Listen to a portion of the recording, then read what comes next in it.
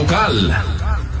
Umatado ti bilang dagiti aplikante para ti career service examination na maiwayat inton Marso 8 karaytoy atawon na.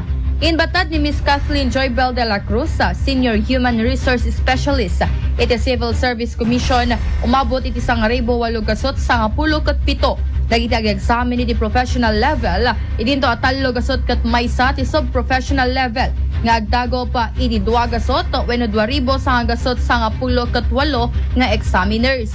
May naik iti raytoy addan ti koordinasyon da karagi 2 pagadala na maaramat para iti eksaminasyon kagrunaan na iti Ilocos Norte National High School kan Ilocos Norte College of Arts and Trades. Inayon pa ni De La Cruz akasapulan na sapsapaen dagiti ag-exam iti agturong gapu ta aglukat ti gate iti oras si alas 6 kan agsara daytoy iti alas 7:45 iti bigata. Ruangan dagiti duang eskwela nga mausar ti Ilocos Norte National High School wenno inch kastameten iti Ilocos Norte College of Arts and Trades.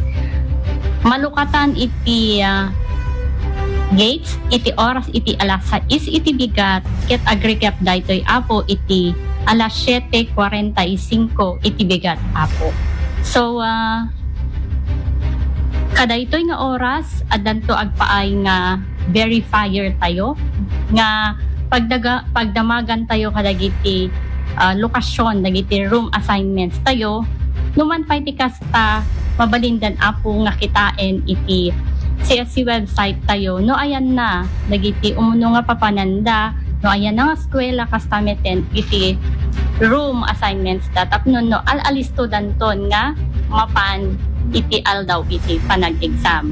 Para iti IFM News, Idol Bernadette Toledo, Tatak, IFM. IFM News. IFM News.